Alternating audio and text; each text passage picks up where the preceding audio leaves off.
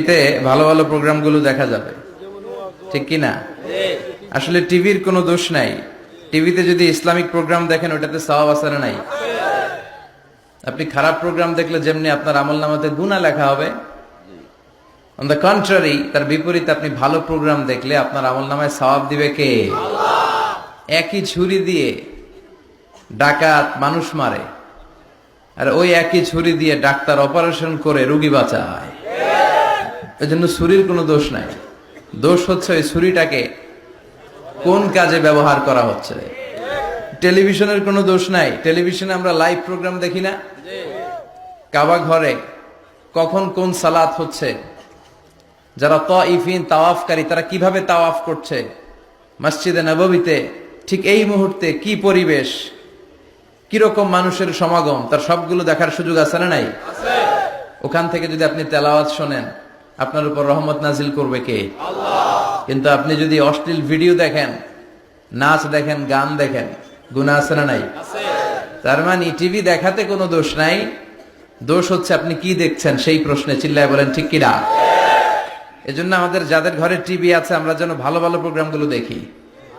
Dish line আছে না অনেকের, মনিটরিং করতে হবে। যারা ডিশের ব্যবসা করে এদেরকে বলে দিতে হবে যে সব চ্যানেল আমি দেখতে চাই না, সব চ্যানেল আমি দেখতে চাই না। টাকা দিয়ে কিনি তাই বলে সব চ্যানেল দেখবে এমনটা নয়। টাকা দিয়ে কিনেন বলে কলার সাথে কলার ছোলাও খান নাকি আপনারা? কথা কন। টাকা দিয়ে কিনি বলে বাদামের সাথে বাদামের খোসাও খাই, ওইটা কিন্তু ঠিকই খোসা ফেলে দেয় তারপর বাদামটা খাই, ছোলা ফেলে দেয় তারপর কলাটা খাই। তো টাকা দিয়ে ডিশ কিনি বিদায় সব দেখা যাবে না।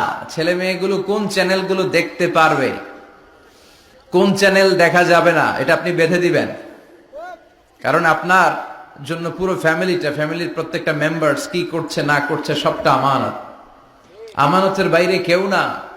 যিনি মসজিদের ইমাম, মসজিদের সব দায় দায়িত্ব তার কাঁধে আমানত।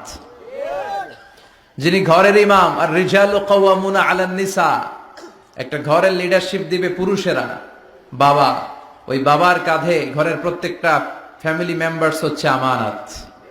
এলাকার যিনি চেয়ারম্যান তার পুরো ইউনিয়ন পরিষদ তার কাঁধে আমানত। যিনি member of the parliament, MP, এই পুরো নির্বাচনী আসনে যা যা দায় দায়িত্ব আছে তার কাঁধে আমানত। যিনি মন্ত্রী তার মন্ত্রণালয়ের সবকিছু তার কাঁধে আমানত।